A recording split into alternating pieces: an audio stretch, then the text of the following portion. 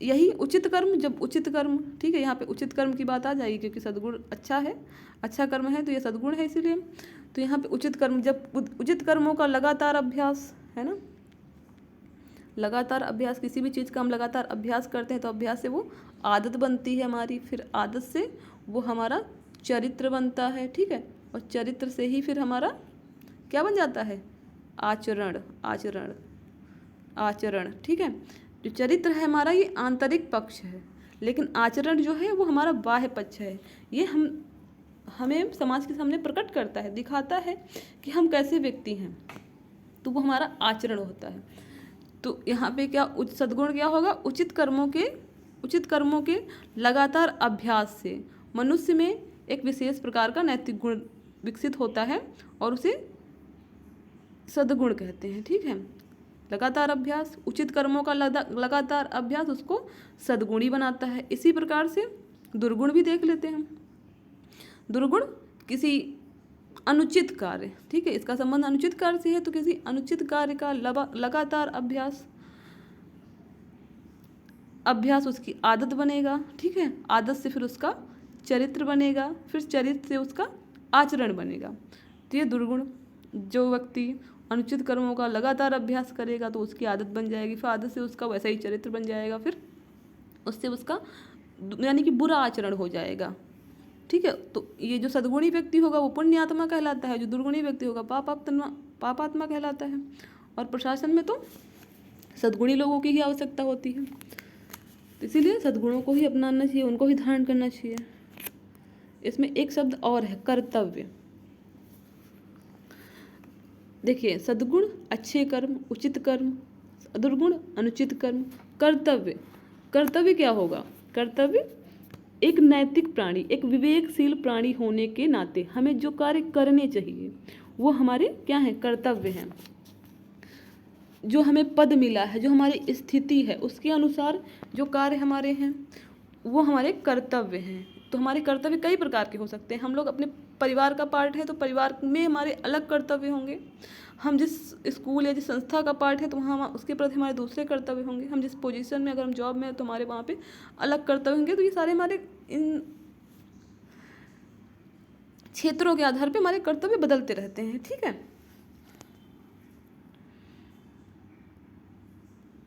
संविधान में भी 11 मौलिक कर्तव्यों का उल्लेख है जो हमारे देश के प्रति हमारे कर्तव्य है ना।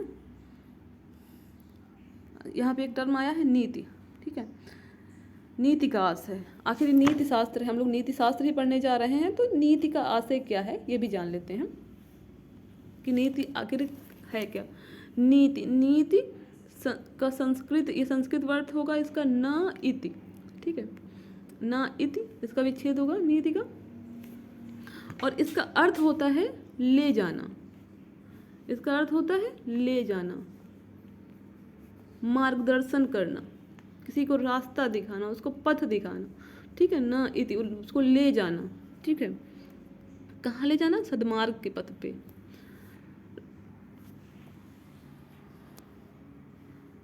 इसका अर्थ होता है ले जाना, ठीक है। किसको ले जाना है, किसे ले जाना है, यहाँ पे बात करेंगे। अगर बात करें ले जाने की बात कर रहा है नीति, तो नीति शास्त्र, तो इसमें किसको ले जाना है, तो यहाँ पे लिखे बताएंगे कि मनुष्य के आचरण को, मानव का जो आचरण है, व्यवहार है, उसको ले जाना है, ठीक है। कहाँ ले जाना है, एक क्वेश्चन ये भी आ सकता है कि आखिर ले कहाँ जाना है, तो ले कहाँ जाना है, कर्तव्य के पथ पर, कर्तव्य के पथ पर, मूल्ययुक्त रास्ते पर। और फिर बात करें कैसे ले जाना है ना। पहले तो पता होना चाहिए, उद्देश्य तो क्लियर होना चाहिए। अब कैसे ले जाना है, तो उसको उचित और अनुचित के मध्य अंतर का ज्ञान करा के उसको ले जाना है। और क्यों ले जाना है, अब उद्देश्य तो क्लियर होना चाहिए कि ले क्यों जाना है, कि पहले किसे ले जाना है, कहाँ ले जाना है, कैसे ले जाना है, क्यों ले जाना है। तो क्यों ले जाना है, ताकि पढ़ चुके हम लोग जो नीति शास्त्र का उद्देश्य है उसमें, ताकि व्यक्तिगत हित और सामाजिक हित में सामंजस्य स्थापित हो और जिससे सुखद मानवीय जीवन को प्राप्त किया जा सके, है ना। क्योंकि सभी व्यक्ति सुख की कामना करते हैं, हर व्यक्ति सुख चाहता है, कोई दुख नहीं चाहता है। तो सुखी जीवन की कामना सबका लक्ष्य होता है, सभी सुखी जीवन चाहते हैं। इसीलिए हमें नीति शास्त्र की आवश्यकता है, इसीलिए हमको नीति शास्त्र पढ़ना है। तो इसमें नीति का अर्थ ले जाना, किसे ले जाना है? मानव के आचरण को कहाँ ले जाना है? कर्तव्य के पथ पर, यानी कि मूल्ययुक्त रास्ते पर। कैसे ले जाना है? उचित अनुचित का विभेद ज्ञान करा के। और क्यों ले जाना है की बात करें तो ताकि व्यक्तिगत हित और सार्वजनिक हित, यानी कि व्यक्ति का भी भला हो और लोगों का भी भला हो। तो उसमें सामंजस्य स्थापित करना है ना, कि ताकि दोनों का भला हो सके। क्योंकि कभी कभी लोग अपने व्यक्तिगत हित के चाह में सार्वजनिक हित दूसरों का नुकसान कर बैठते हैं। तो उसका नुकसान, किसी का नुकसान हित भी ना हो और व्यक्ति का भी हित हो, इसलिए ले जाना है। ठीक है, जिससे सुखद, तभी तो सुख, जब सभी सुखी होंगे तभी तो सुख होगा, ताकि सुखद मानव जीवन की प्राप्ति हो सके। ठीक है, तो ऐसे आप लिख सकते हैं कि नीति का आशय है ले जाना, मार्गदर्शन करना मानव के आचरण को, है ना। नीति का आशय लिखेंगे, पहले मीनिंग इस पर कर देंगे, उसका अर्थ है ले जाना। फिर लिखेंगे कि मानव के आचरण को उचित अनुचित के विभेद ज्ञान के माध्यम से कर्तव्य के पथ पर ले जाना, ताकि व्यक्तिगत हित और सामाजिक हित में सामंजस्य स्थापित हो सके और सुखद मानवीय जीवन की स्थापना हो सके। ठीक है, तो यहाँ पे नीति का अर्थ भी स्पष्ट हो गया। शास्त्र आप जानते हैं, जो अध्ययन होता है, साइंस, है ना, तो वो शास्त्र होता है। शास्त्र की विशेषताओं पे, तो नीति शास्त्र की विशेषताएं क्या होंगी? हमने देखा कि नीति शास्त्र में सामाजिक जीवन जीने वाले सामान्य मानव के ऐच्छिक कर्मों का अध्ययन किया जाता है। तो इसकी विशेषता में क्या आएगा? नीति शास्त्र हमें ये उचित अनुचित के माध्यम से ना उसको, तो इसमें क्या आएगा? नीति शास्त्र हमें उचित अनुचित कर्मों की जानकारी देता है। नीति से ही हम जान सकते हैं कि क्या उचित है, क्या अनुचित है। ठीक, और दूसरा पॉइंट लिख लेंगे, नीति शास्त्र हमें व्यक्तिगत और सार्वजनिक हित में किसको वरीयता देनी, मतलब हमारा उद्देश्य क्या है कोई कर्म करने का, वो बताता है। तो नीति शास्त्र हमें व्यक्तिगत हित और सार्वजनिक हित में सामंजस्य स्थापित करना बताता है, किसे वरीयता देना है वो बताता है। ठीक है, आगे नीति शास्त्र एक विज्ञान के रूप में, नीति शास्त्र एज अ साइंस, हमने आपको बताया कि नीति शास्त्र दर्शन विज्ञान की एक शाखा है और ये एक साइंस है। ठीक है, ये नेचुरल साइंस ना होके एक मतलब वर्णनात्मक विज्ञान ना होके नियामकी विज्ञान है, यानी कि नियामकी विज्ञान यानी कि आदर्श मूलक विज्ञान है,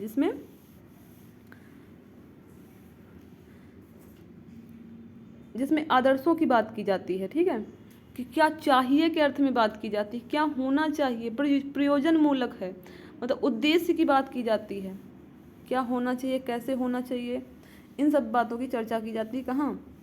नियामकी विज्ञान में। तो ये दूसरा इसका पार्ट होगा वर्णनात्मक विज्ञान, तो जिसमें ज्यों का त्यों वर्णन किया जाता है, तथ्यों पे आधारित होता है। और दूसरा नियामकी, तो नियामकी नीति शास्त्र नियामकी विज्ञान है, जिसमें ये आदर्शों का, ठीक है, मूल्यों का अध्ययन किया जाता है, चाहिए के अर्थ में अध्ययन किया जाता है, क्या होना चाहिए,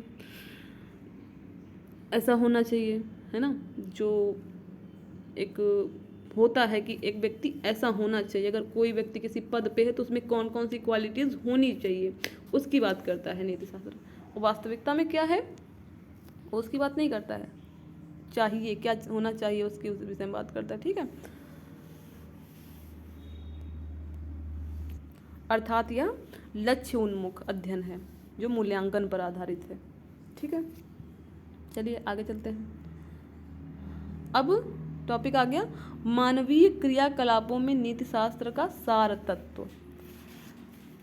तो अभी हमने देख लिया कि नीति शास्त्र क्या होता है ना, नैतिकता क्या होती है, नीति का क्या आशय है, इन सारी चीज़ों को हमने देख लिया है,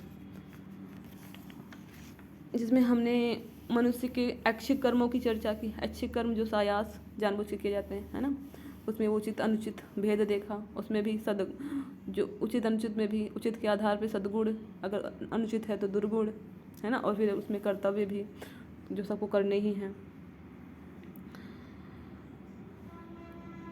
अब बात करेंगे मानवीय क्रियाकलापों में नीति शास्त्र का सार तत्व। ये आप अपने सिलेबस में देख सकते हैं यहाँ पे, ये मानवीय क्रियाकलापों में नीति शास्त्र का सार तत्व। तो ये वहीं पे यहाँ पे उसी को डिस्कस करेंगे।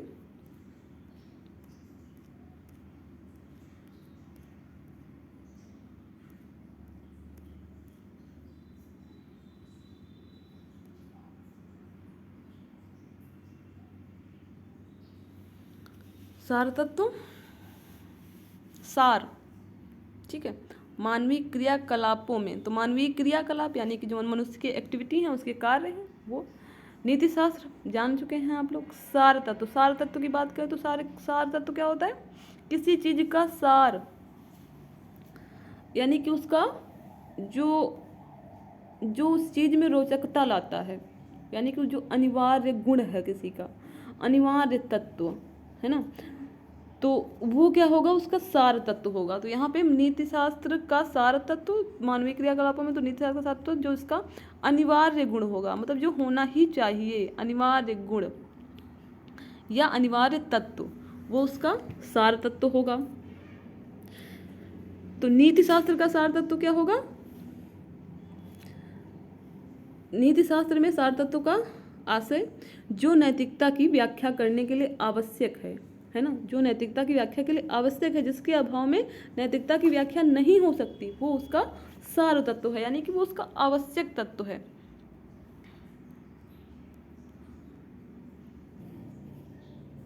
नीति शास्त्र का सार तत्व का अनिवार्य तत्व, ठीक है, वो अनिवार्य तत्व है। अब ये इसके दो पक्ष हैं, इस अनिवार्य तत्व के दो पक्ष हैं। कौन कौन से हैं देख लेते हैं।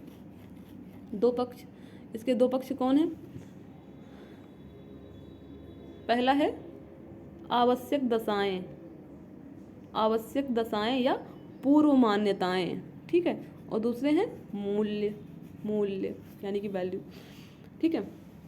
तो पहले हम आवश्यक दशाएं या पूर्व मान्यताओं की बात करेंगे, उसके बाद मूल्यों की बात करेंगे। तो इसमें आवश्यक दशाएं, हाँ ये वही हैं। तो बात कर लेते हैं आवश्यक दशाओं या पूर्व मान्यताओं की।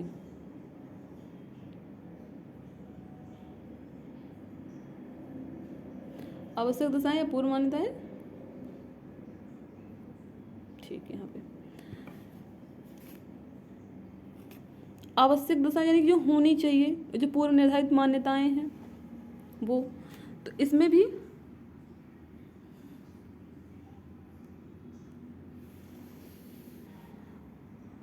आवश्यक दशाओं में आ जाएगा विवेक, ठीक है, विवेक और संकल्प की स्वतंत्रता। तो यहाँ पे विवेक लिख लेंगे, विवेक, यहाँ पे संकल्प की स्वतंत्रता, की स्वतंत्रता। तो अब देखते हैं विवेक क्या होता है। विवेक किसी व्यक्ति का, उसका विवेक जो है किसी व्यक्ति को पशुओं से अलग बनाता है। विवेक के आधार पे ही तो निर्णय लेता है मनुष्य। विवेक के आधार पे ही तो जान पाता है कि क्या उचित है और क्या अनुचित है, ठीक है, कौन सा कर्म करना सही है, कौन सा कर्म करना अनुचित है। और ये विवेकशील प्राणी ही तो कोई निर्णय ले सकता है। तो इसीलिए नैतिकता की व्याख्या करने के लिए व्यक्ति में विवेक होना आवश्यक है। तो इसीलिए ये इसकी आवश्यक दशा या पूर्व मान्यता है, कौन? विवेक, ठीक है। दूसरा है संकल्प की स्वतंत्रता, संकल्प की स्वतंत्रता। और नैतिकता की व्याख्या के लिए संकल्प की स्वतंत्रता का भी होना बहुत ही आवश्यक है ना, क्योंकि संकल्प की स्वतंत्रता नहीं होगी तो वो भय से ग्रसित हो जाएगा व्यक्ति, भय उत्पन्न होगा उसमें। तो संकल्प की स्वतंत्रता की स्थिति में ही व्यक्ति बिना किसी भय या दबाव के अपनी इच्छा अनुसार किसी कर्म को करने या ना करने की डिसीजन ले सकता है ना। संकल्प की स्वतंत्रता क्या है? बिना भय या दबाव के कोई निर्णय व्यक्ति कर सके, उसकी स्वतंत्रता संकल्प की स्वतंत्रता है, ठीक है। तो संकल्प की स्वतंत्रता भी एक आवश्यक दशा है, ठीक है।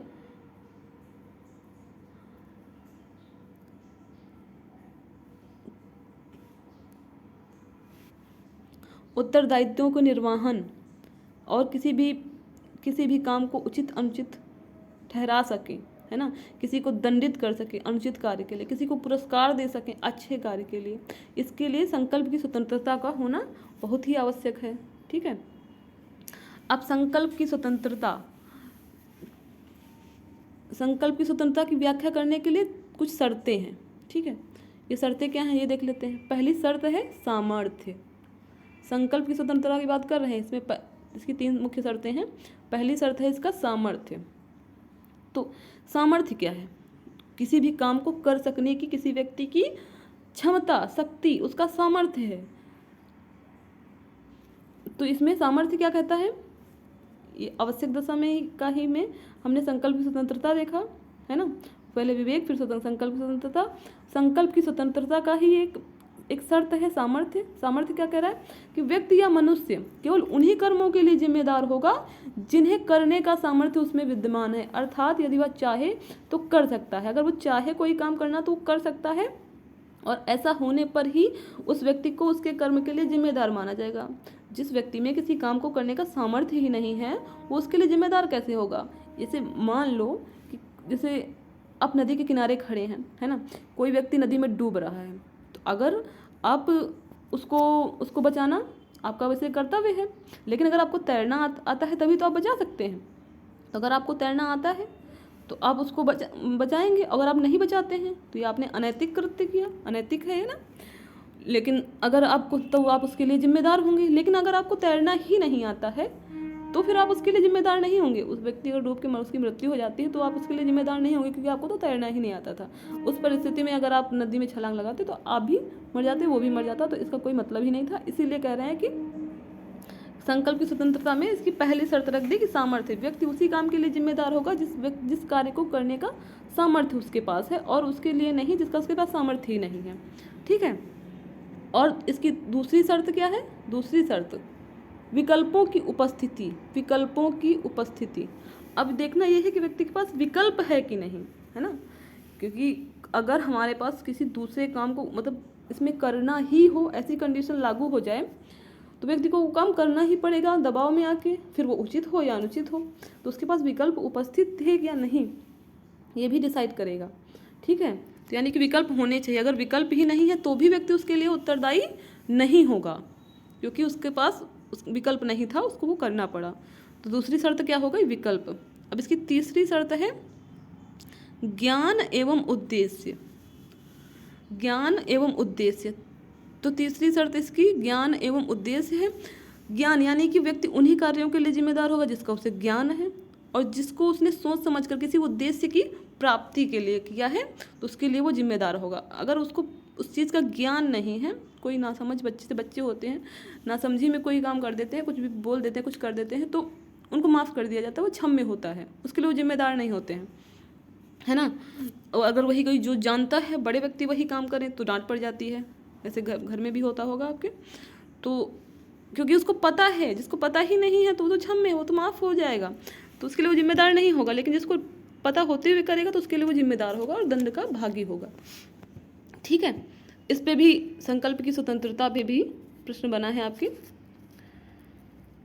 यूपीएससी की परीक्षा में, तो इसको भी देख लीजिएगा। संकल्प की स्वतंत्रता में क्या देखा आपने? देखिए, पहले में आवश्यक दशाएं या पूर्व मान्यताओं में देखा हमने कि विवेक क्या होना चाहिए, विवेक और संकल्प स्वतंत्रता, 2 आवश्यक दशाएं होनी चाहिए। और संकल्प की स्वतंत्रता में 3 शर्तें कौन कौन सी थी? सामर्थ्य, विकल्पों की उपस्थिति, ज्ञान एवं उद्देश्य। ठीक है, तो ये हो गया। अब हम लोग यहाँ बात करें मूल्य की। मूल्य क्या होता है? तो मूल्य क्या है? मूल्य एक रूप में नीति शास्त्र का सार तत्व है ना। सार तत्व हमने देखा ना, सार तत्व यानी कि उसका अनिवार्य तत्व। तो मूल्य क्या है? नीति शास्त्र का अनिवार्य तत्व है। इसके अभाव में नीति शास्त्र खोखले सिद्धांतों का संग्रह मात्र होकर रह जाएगा, खोखला हो जाएगा अगर मूल्य नहीं होंगे तो, है ना। तो इसीलिए नीति शास्त्र में मूल्य अनिवार्य है। मूल्य विहीनता की स्थिति उत्पन्न होगी। ऐसी स्थिति में उचित एवं अनुचित, सही या गलत का निर्धारण कठिन हो जाएगा, इसलिए यह उसका सार तत्व है। ठीक है। मूल्य मानव के कार्यों का उचित अनुचित का निर्धारण करता है। मूल्य ही तो बताते हैं कि क्या उचित है क्या अनुचित है। तो मूल्य व्यक्ति के आचरण की कसौटियाँ हैं जिनके आधार पर व्यक्ति के आचरण व्यवहार को कसा जाता है कि ये उचित है ये अनुचित है ना। अगर मूल्य नहीं तो पता ही नहीं चलेगा क्या सही है क्या गलत है। मूल्य ही डिसाइड करते हैं कि क्या उचित है क्या अनुचित है, क्या अच्छा है क्या बुरा है, क्या करणीय है क्या अकरणीय है, यानी कि क्या करना चाहिए क्या नहीं करना चाहिए। मूल्यों के अभाव में किसी मानव के आचरण का मूल्यांकन ही संभव नहीं है, इसीलिए इसका अनिवार्य तत्व है। ठीक है,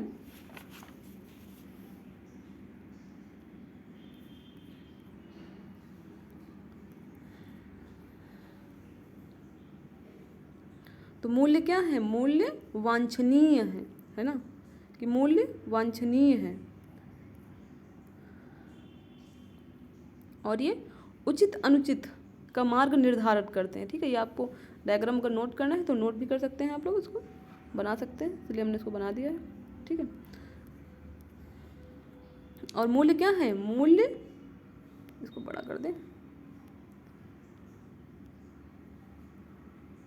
मूल्य वांछनीय है, अनिवार्य तत्व है ना, ये वांछनीय है।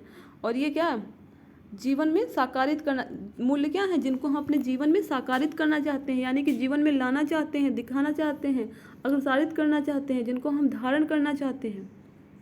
ठीक है, और मूल्य ही हमारे आचरण का मूल्यांकन करते हैं, किसके, उचित और अनुचित के आधार पे हमारे